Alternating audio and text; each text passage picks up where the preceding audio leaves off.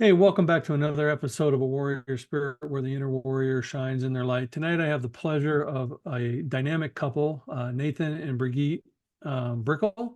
Brigitta, sorry. I had the pleasure of meeting Nate while I was working in Minnesota last year, and he has a fascinating story and a great relationship. Brigitta is a speech and language therapist, and they've been together for 14 years. So thank you for being my first couple, and welcome to A Warrior Spirit. Happy to be here. We appreciate it. Nate, one of the reasons that I am excited to interview is because I think you are an inspiration to a lot of other people. I have the pleasure of knowing the inside story, but you have a powerful journey. And you're a farmer. Um, did you grow up in farm? You're in Wisconsin. Did you grow up on a farm or with a Grew farming background?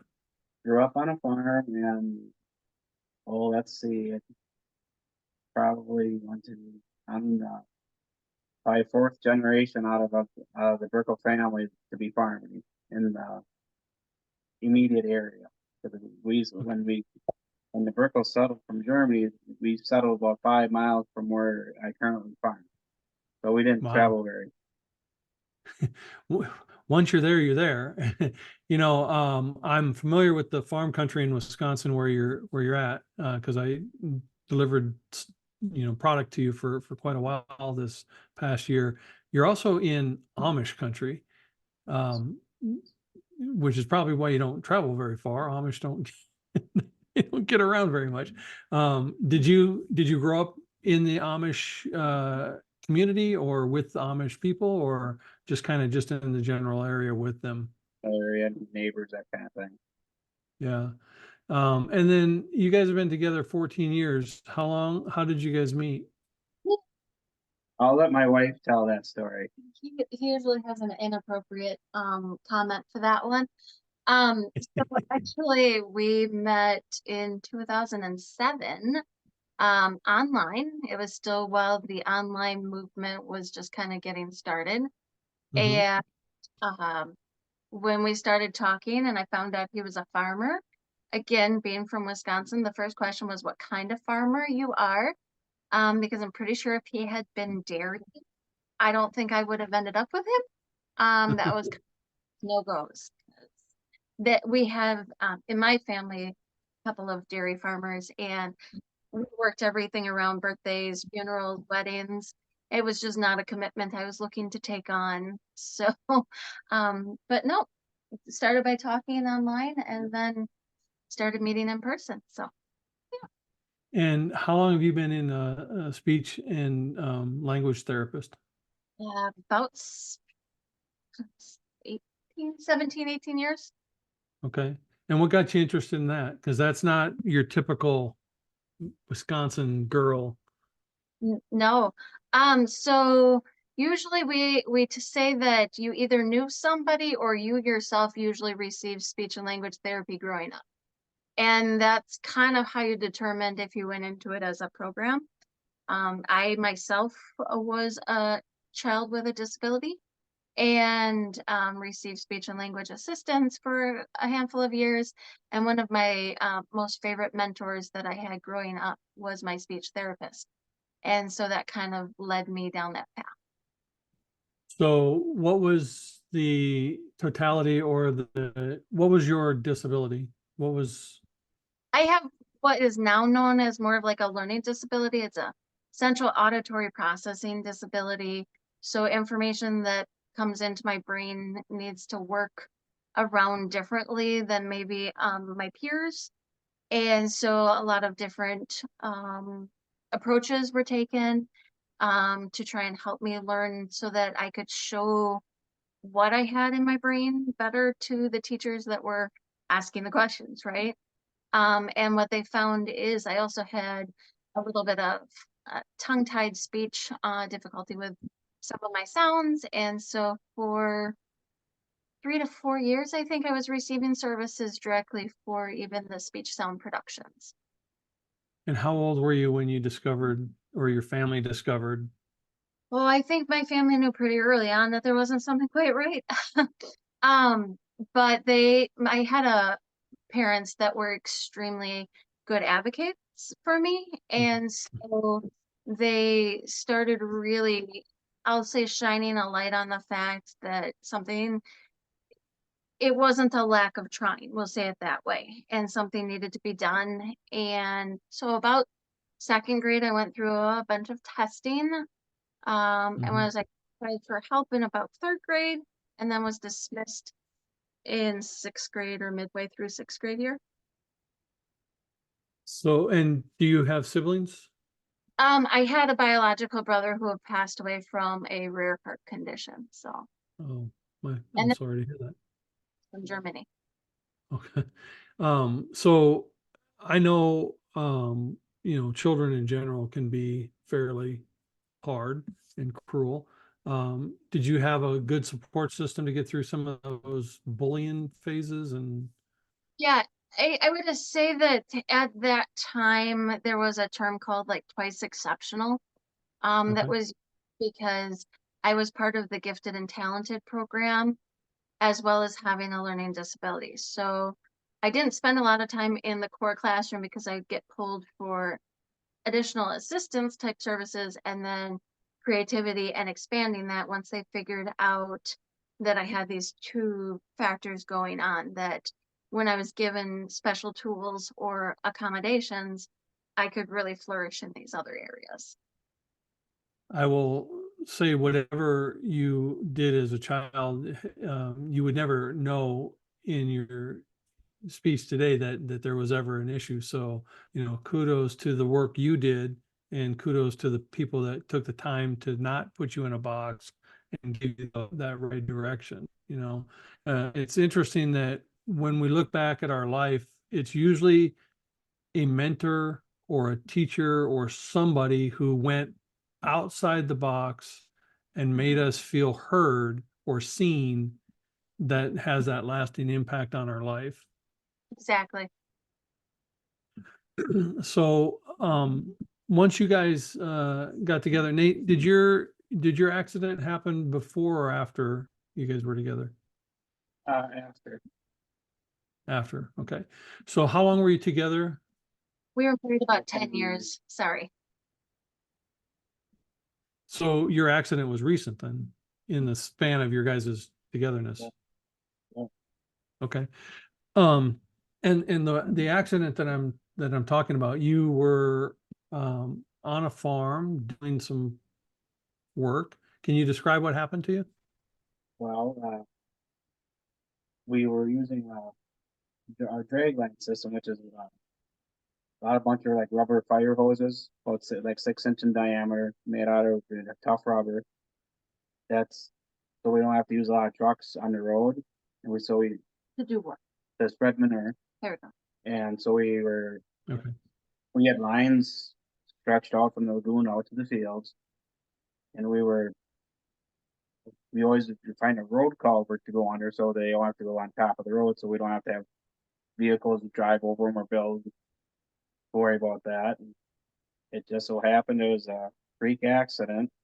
The hose was on a bank, and for some reason we were pulling it through with a tractor on one end, and it had just happened. The hose rolled, and I was walking alongside it just to make sure everything was good at the culvert, and the hose took my one foot and probably drug me about 30 feet to the culvert.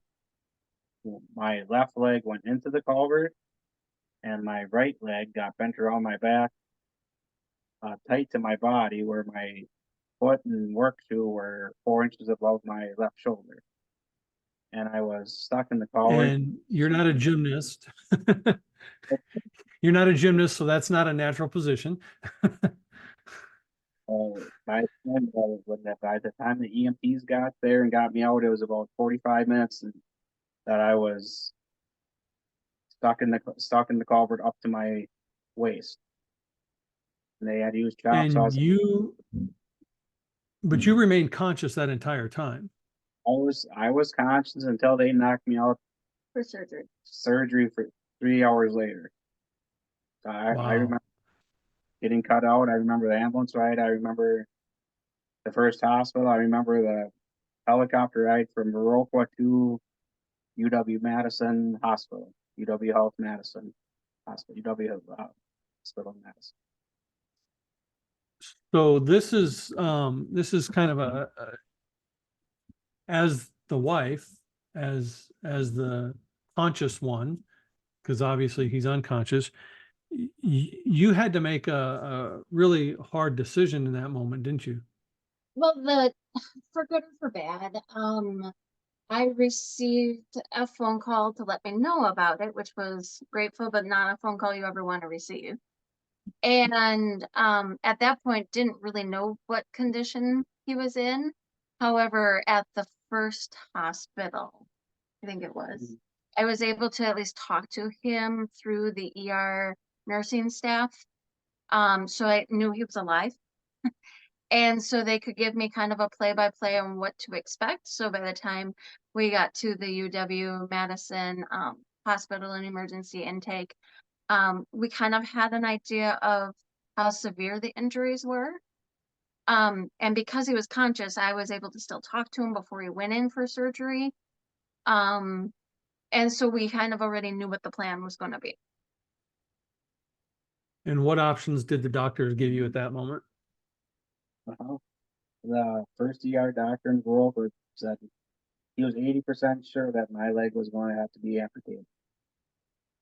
And I said, okay, this is what it is. I can't fix it. Then when I got down to the UW, the ortho surgeon that was taking care of me said he rattled off certain of there was probably 3 or 4 different teams there on my case, like infectious diseases, cardio, vascular, the ortho and whatnot. We're done. And he said, we'll try to save it if we can. He said, but I'm 80 to 90% sure that's going to have to be amputated. And my response to him, I said, that's fine. But I said, if you can save it, I want to, I was kind of being a little smart aleck with him. I said, I want a 95% guarantee that it's going to be, that I'm going to be able to walk and It's going to work. it's going to work.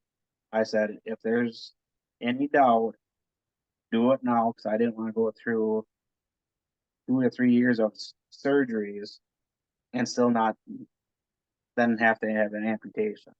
I'd rather just let's get it and rock and roll to, with therapy and getting a prosthetic and all that to continue with life. I just didn't want to go through 3 years of surgeries and the heartache and of not be able to walk. Yeah, that I grew up in Iowa, and that sounds very much like a farm boy mentality. Like, let's just get it done. Like, even being a smart aleck in the midst of your pain, like that's just rub some dirt on it. And let's go. you, my dad was in an accident when he was 18, and it shattered his leg, and they told him that he would never walk again. They put a steel pin in his leg, and he basically said F you to the doctors and proved them wrong. I feel that's kind of what you were doing in your own head, just giving a big, you're not going to tell me how it's going to play out. I'm going to be in control of it even still. Is that kind of true? To back up a little bit, Daryl, when I was, and I didn't tell Brigitta this right away, but when I was in the culvert before, I got a lot of EMTs there. Mm-hmm. I have faith in religion. I looked at them and I said, either kill me now or give me the strength to come out swinging. Because I didn't want to put my family see me as a vegetable, hooked to a bunch of machines, or just in a nursing home for the rest of my life. That's not me, and that's not my way of life. I'd rather just keep on going, or let's do the deed and be done. Well, anyway, when it only took 35 minutes. Well, yeah, about 35 minutes to fly from Viroqua to the hospital in Madison. And the nurse was telling me, hey, we got about 10 minutes left, 5 minutes left. And she asked me, she goes, do you need anything? I said, well, yeah, And mind you, I was hopped up on a lot of medication.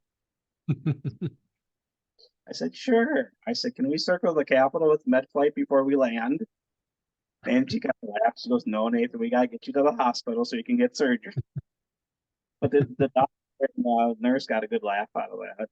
A lot of people did when I told them that story that, hey, I wanted to circle that Capitol, just have a little fun. Yeah, it's our faith and our core beliefs and all of that are really what make the tough times more tolerable for sure. So once you were told that amputation was going to have to be a factor, um, how long were you still in the hospital after that? So we should also share that we were told that the likelihood of his right leg was going to be amputated, but what was in question was his left leg. Mm, Because there was damage done and they had like vascular looking to see what had happened. There are like 3 main channels that keep the blood flow going to your like toes and ankle and your foot and things. mhm, He's one of them. So he still to this day does not have all 3 channels working for him to have that flow. And so they just didn't know what level of damage had been done yet. He mhm, had still nerve damage, which was also causing some other things. So his journey wasn't, how do I say, a straightforward trauma-based amputation because he mhm. had both of the lower limbs that were compromised. I'll say it that way. Okay. So Nathan, as a hardworking farm man, now you're facing the possibility of not having either of your legs. What thought process was going through your head at that point? You know, back to that conversation when I looked up and had a little conversation before everybody got there. Yes, I want to live, but if, like I said, I didn't want to just sit around in a wheelchair and be cooped up for the rest of my life. So that was kind of hard. And I didn't want to be a burden to my family and wife and child. So it's like, well, if I can't do nothing or be a use to society, it's like, then the good Lord should have just taken me that day and then everybody would have adjusted that. So your But, faith really made you instill go inside that you were going to be okay. but plus, and plus, Wow. He's a bit stubborn. yeah, Let's just admit it. I, and I was, and fight, and I was going to fight. And my wife wouldn't let me not just lay there doing nothing anyway. So I had a lot of faith and a lot of people pulling for me. So hey, we're gonna get through this. And what was I know farm communities are somewhat tight knit. What was the response from your fellow neighbors? I'll let my wife tell the story, but I've always told Brigitta if something ever happens to me, this is who you talk to. This is what should be done. So she kind of knew what to do or what my wishes were. Then she can continue with the story of what she had to do because So while he was in surgery, because again, it's a long surgery, we have certain people that are connected to us that are grieving, right? Grieving the tragedy, grieving what's happened. I handle grief in a very different business-like format that works for me. And so I'm Mhm. on the phone reaching out to people because again, this is harvest time on a farm. And so I'm calling the people that are on the list, like, okay, this crop still needs to be harvested. Here's the deal. Nate's getting a procedure done because he was in a farm accident. We need to move on. And it's not me not being a caring, compassionate spouse. It's just, I also know that that would be his desire, is to make sure that this stuff still happens. This stuff keeps going. So we go through the chain of what we talked about. And that's the biggest part, is like the communication that we had even before his accident was huge, because it wasn't just his farm, it's our farm. And so I could make those calls, get things lined up in a way of telling the people close to us what happened. But in addition, like, hey, we got business to do, let's make it happen, because the last thing we want is to see a field go bad, right? And through this process, I know I'm going to get a little ahead. We did end up doing some accommodation fundraising and things like that. And we put it out there. We had mixed feelings about doing it, but we did. And prior to me knowing Nate, because we met as adults, I didn't understand fully his fraternity and his brotherhood that goes with that fraternity. And so all of a sudden, once one of the fraternity brothers took this, found out about the accommodation account, we got phone calls and connections and things like that from this family, this brotherhood, that I could not even begin to wrap my head around how that connected people so closely until I was experiencing that through him, I guess is the best way to put it.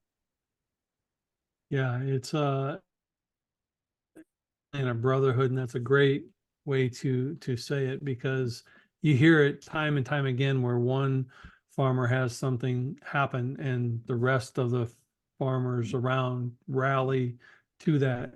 You know, it's as much as honoring the person as it is, you know, the field and the entity of what they're doing, you know, their livelihood. So how long were you in recovery and your therapy process? Well, I was in the hospital for 2 weeks, and I moved to a rehab hospital, so that way they could make sure I was strong enough to transfer like a wheelchair to the bed or to a car. So and that was a week-long process.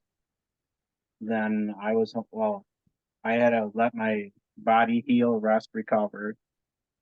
So it was probably about 3 months before I got fitted for my first prosthetic. So I didn't walk for 3 months. I was confined to like a wheelchair to move around or that kind of thing. Then In January. late January, I got my first. It was not as fancy as any knee as I do now. It was like more basics. It was like they called it like a safety. It was very mechanical, so I can learn how to walk. So it's like it was it was a journey, because I had to trust that leg, and I had to trust the therapist that could help get me. It was kind of a mind game. You had to trust something mechanical that, hey, it's going to swing through and you'll be able to walk normally. It's like, are you sure this is going to work? So So that was in January. So about 3 months afterwards, he got fitted. Then he ended up with a blood clot. to back up, Oh yeah. by early January, late December, early January, I developed a staph infection in my left leg. So we got that all healed up. So that was a short 3-day stay in the hospital. Right. Then because I just started, in therapy with walking. Then all of a sudden, because my father-in-law was going to take me over to the where I work, just going to see everybody, just to get me out of the house. And my leg wouldn't fit, my prosthetic wouldn't fit. So I would walk like I was Teetering over. It's like, well, this isn't right. So then I gave it a day. Then we found out that my leg was swelled up. So that's why I wasn't. So we went in. I had an ultrasound done. That's how I found out that I had blood clot in my amputated leg. So we had to deal with that. And so after that all came down, you went in for like a couple of physical therapy appointments, and then that puts you in March of 2020. And I was waiting for therapies and processes of getting a different knee, and all of those things changed. Yeah. So things started happening virtually and me telling him what to do. That there was that, but then the physical therapist I had, which is, you got this fancy knee, they allowed me to come in because it was one of those things where I just couldn't do it over the computer. He had, we had to work on a lot of different things. So we had to get special permission after like a full month and a half, I think, to go in and continue with therapy. And then you were kind of doing therapy for a good year or a year and a half. Yeah. And then there was a temporary graduation stage.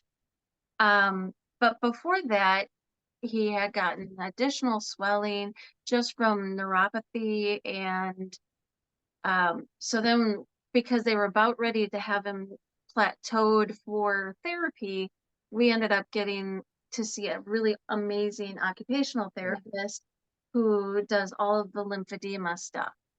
And so all of the there, and dropped 11 centimeters worth of swelling in his left leg.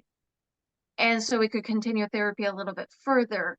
So then a year and a half later, you get to graduate, and then you get tune-ups along the way. And so we've gone back for a couple of tune-ups. So when you ask about the healing process and the therapy process, I'd say it's never really ending. Because when you learn how to do new things or life changes, you kind of need to have those reteaching moments. Mm-hmm. So I know the journey is definitely a long one, and you're a guy who likes to work. So how did you keep your mental?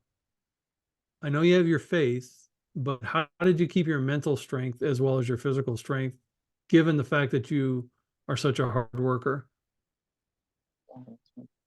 Outside looking in, he really wasn't given a choice because we are a family of problem solvers. Mm. And so if something's not working, we're going to find a way to make it work Yeah. for good or for bad.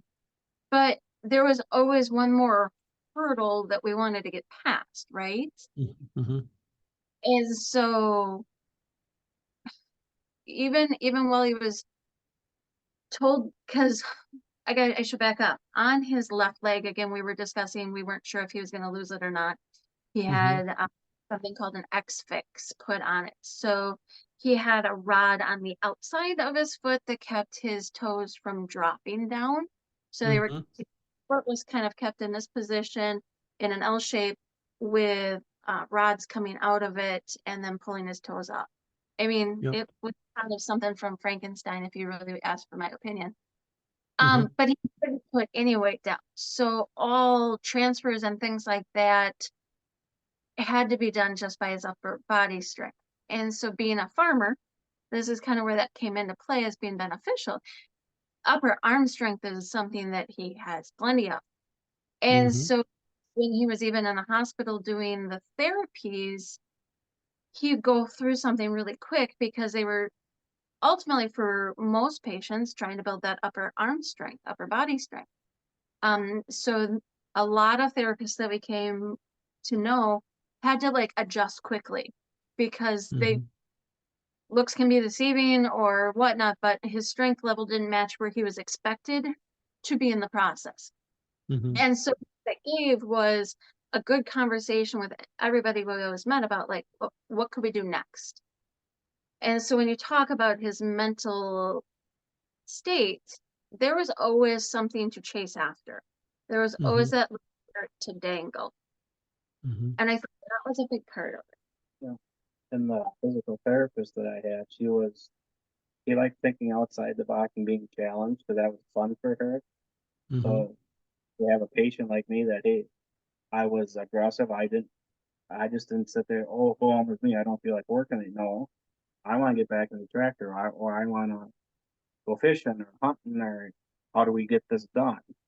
And when Brigitta was talking about the strength being with the UW, there was always students or residents, telling the therapists or whatever, learning. And they would always ask me if, hey, I have a student with me, do you mind if they take a session to kind of see if they can, get some of them experience? And they would always, get a plan together, and they would have to tell the therapist or whatever what the plan was. And she would just shake her head, that's not going to work. They go, why? He's a farm boy. He is strong. He's going to get forward. He needs to be challenged. So, I mean, like I said, she always gave it a lot of, guff that, oh, I pushed Nathan so hard, this. And I said, yeah. And I said, I pushed her as hard because I Yeah. wanted a certain spot. That made her think outside the box, like how to get this stuff done. So she had as much fun with me as I did with her to get this stuff figured out, and got it. And we got close because I was, I was in with her probably 3 days a week for an hour and a half each day. So we Mhm. got to quite well, and so we had a lot of fun, and other ladies, would see us doing stuff, and they just like, you can tell Nate's here because there's a lot of hooting and hollering or crazy stuff going on. It's and they would always come by to. There was an amputee clinic, the doctor would come. What's Nathan working on today? Because it was fun to see the different things that we were doing. Because I just Yeah, I think one of the things that I admire about you is your spirit. You're always joyous, and you just have this light about you that's, kind of infectious. I find it interesting that you guys both had, I think, Brigitte, your challenges early in life helped you navigate his challenges later in life, because not every marriage becomes stronger and better through all this. Um, some look at it as a real detriment and it just doesn't survive. But I think the fact that you both overcame different obstacles and still had that drive and that, let's get it done, next challenge mentality, I think it really solidified your guys' relationship. Would that be fair to say? Yeah, the fortunate part with having had time to get to know each other through the 10 years of marriage and a couple of years before that of dating, it was like in the hospital. I think one of the first things that I said when I knew that he was not on some good stuff or as much good, I said to him, I'm not going anywhere. So that is the one thing you don't need to spend energy on right now. You spend energy on the healing and the process that it takes. Me going somewhere is not happening. So don't worry Mhm. about it. Because you do hear about so many people that go through some sort of trauma, Mhm. and it's not what you signed up for. It's not where you're at, and so and what we found through this is there are a lot of people going through that. A lot Mhm. of people, to the point where there's even a group of us locally that are the caregivers of spouses. And we still consider that, even though he's very independent and self-sufficient. Sure.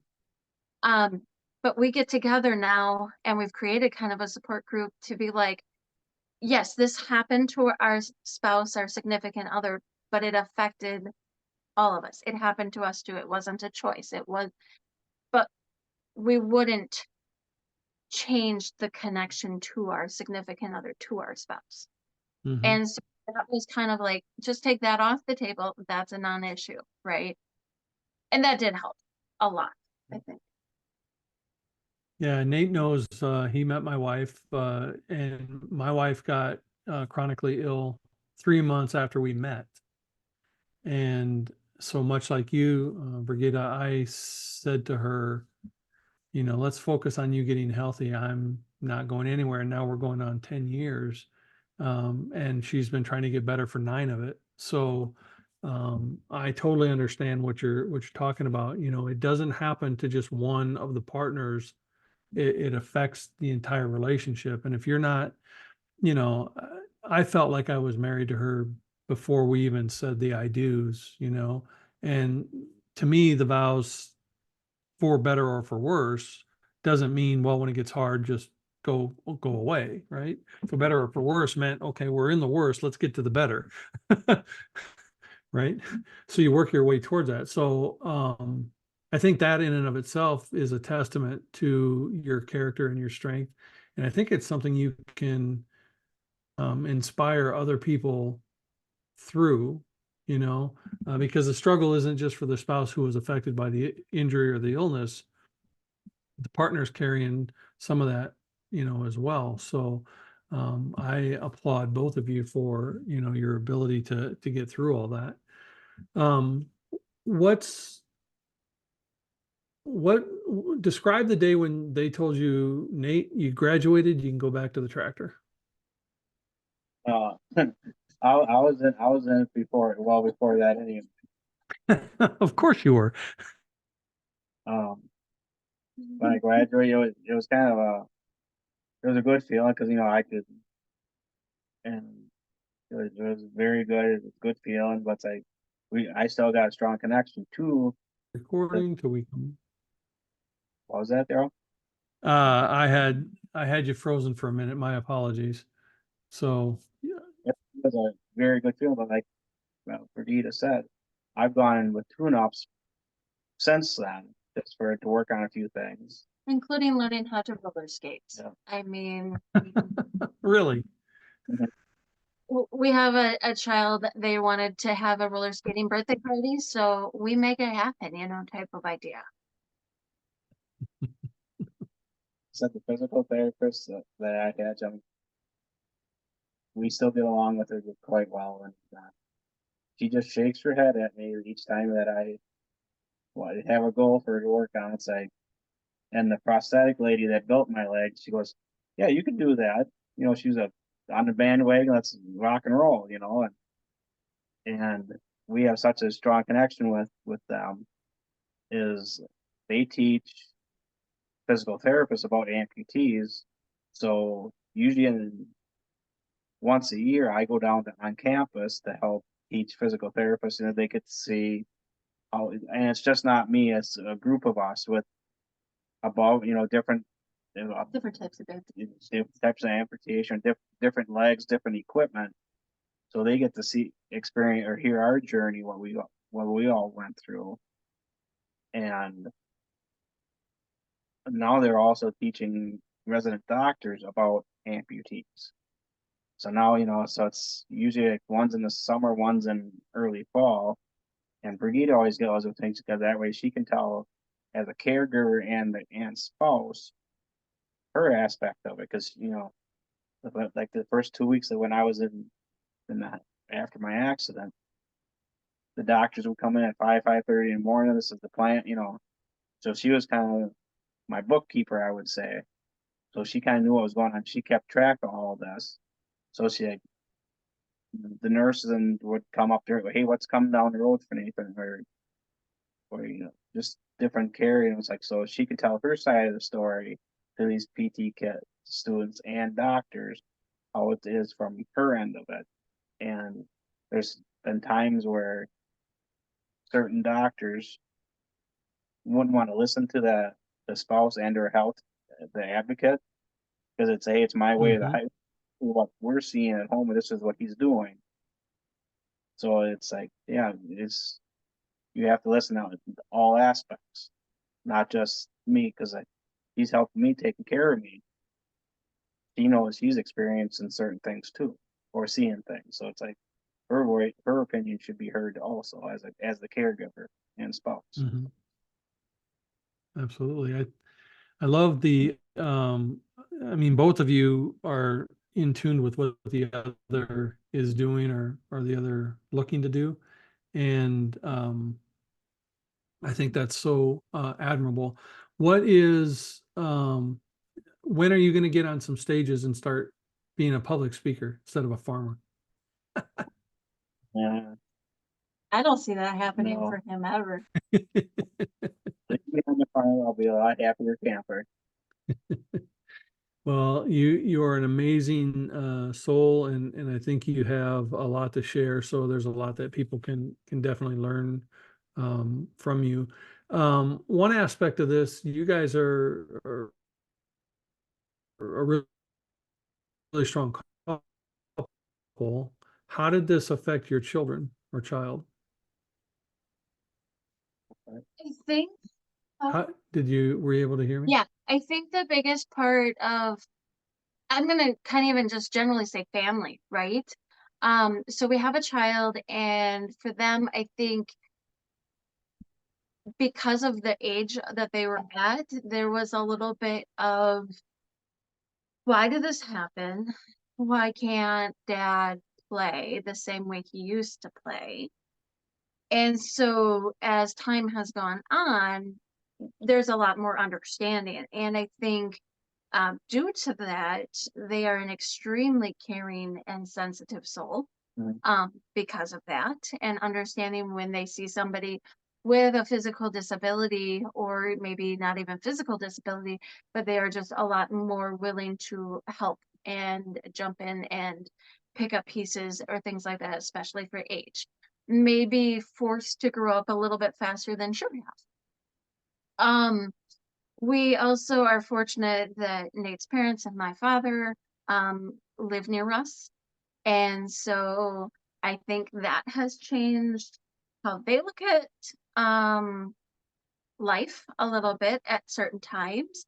I think the conversations that we have are very different. And I always have this part that I like to share, and there's always the stories about mother-in-laws and if you get along with them or don't get along with them, right? There, you hear about that.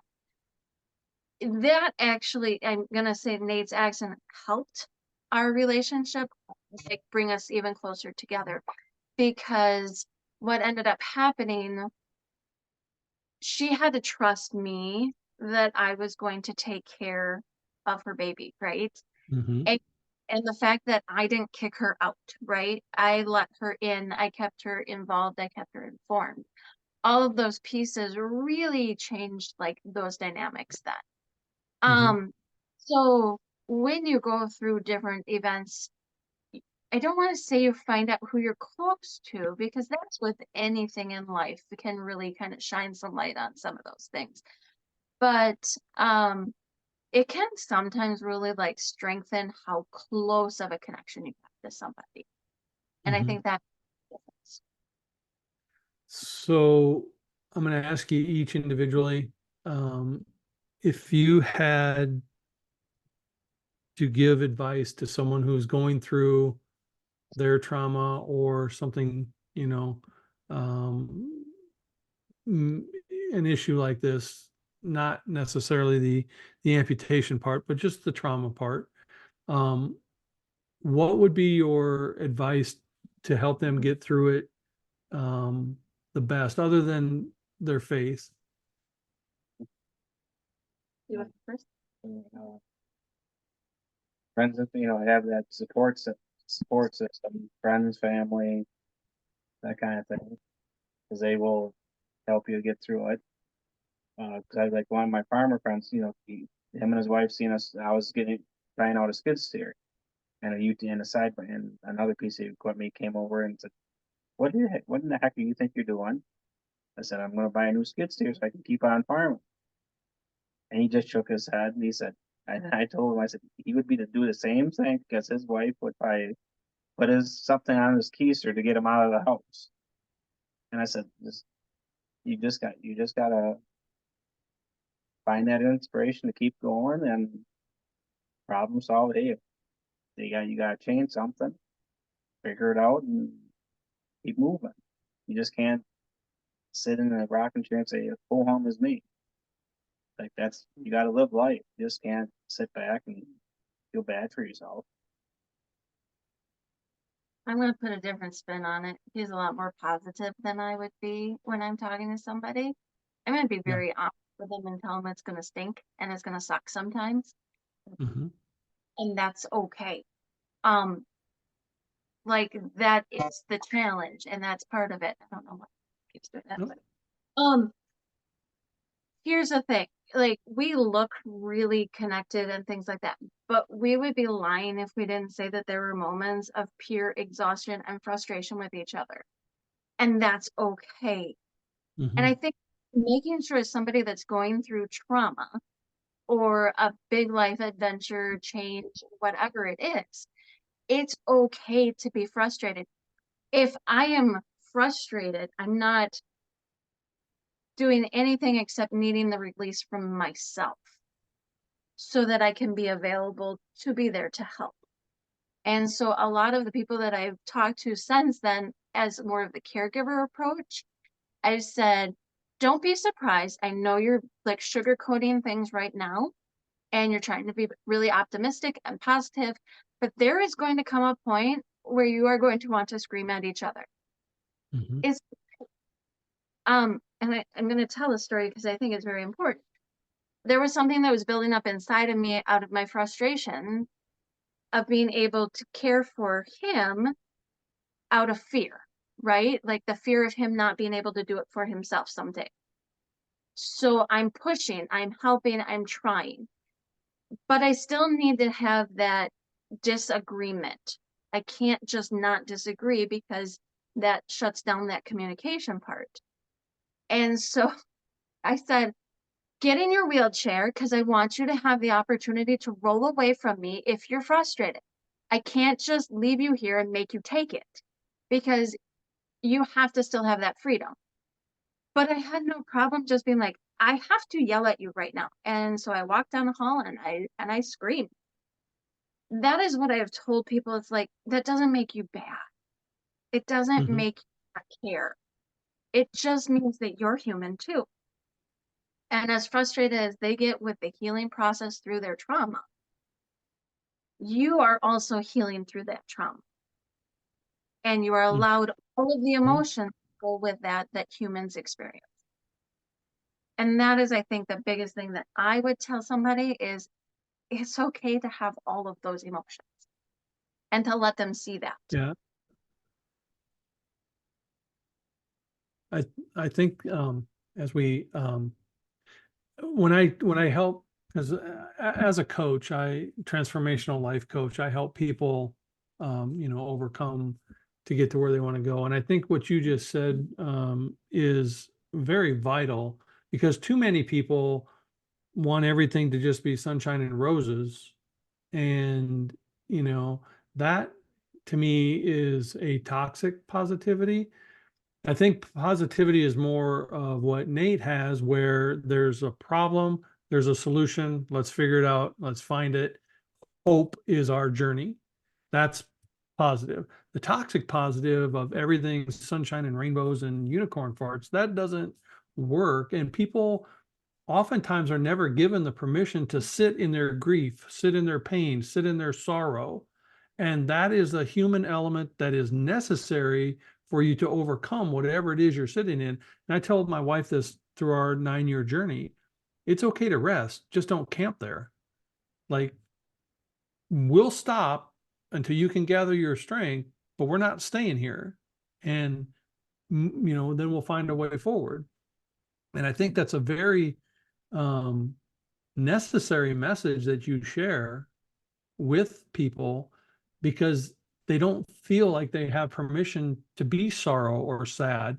You know, it didn't happen to me. My husband is the one with the missing leg. I have no right to, be sad or mad or whatever, but you do, because it did affect you, just in a different way. And I think that's such a huge message. Um, I'm going to ask you both as we kind of come to the close of this hour. I'm going to ask you both individually again. Um, and because you're a person of faith, Nate, I'm going to tell you this. When I started a Warrior Spirit podcast over a year ago, I fought it for the first 6 months that I heard I was supposed to do it. And when I say heard, you know what I'm talking about. You hear that little voice in the back of your head. And, I just tell people I'm now paying attention to the voices I didn't need medication from, right? But I heard that I was supposed to give a voice to the voiceless, give a platform where they could take their mess, and make it their message and make it an inspiration or a survival guide for somebody else. And that's exactly what it is. And that's exactly why I asked you to come on this show, because you embody that wholeheartedly. And it's an honor that you took the time and the courage to come on, because you're a very quiet man who doesn't, you know, glean from the public eye. But it took a lot of courage for you to come on and share this story, even though you've shared it 100 times before. And I appreciate that. So my question to each of you individually, what does having a warrior spirit mean to you?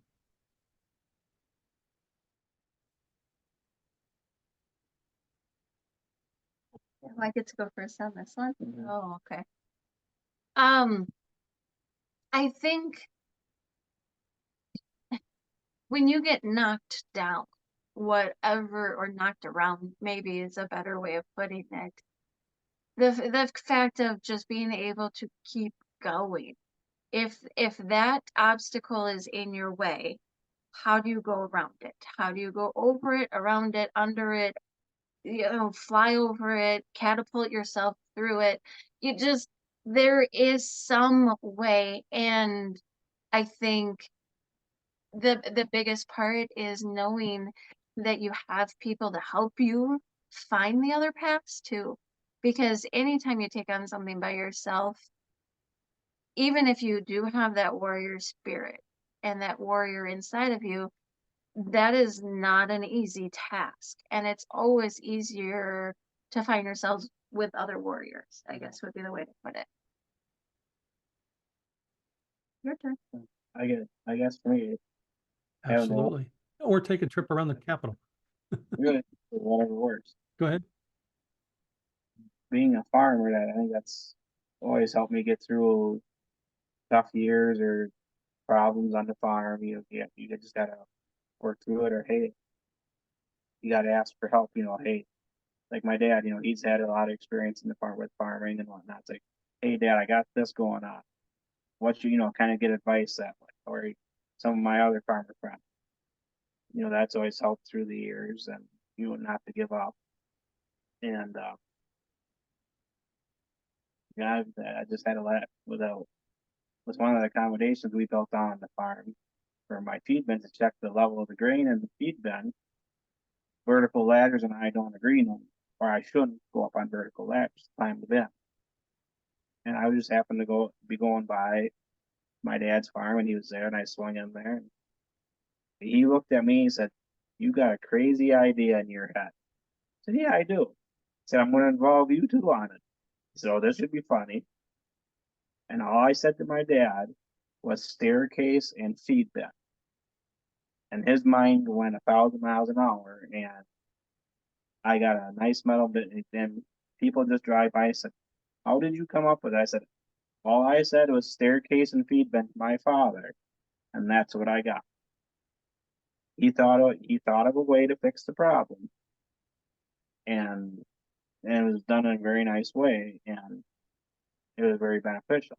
So that having a warrior spirit, you gotta adapt, you gotta overcome, and figure out the solution to the problem. So I think you both embody warrior spirit, and people mistake that a warrior is always on a battlefield. They're not. They just know when they're supposed to fight and when they're supposed to rest. And you guys embody a true warrior spirit, in my opinion. And I am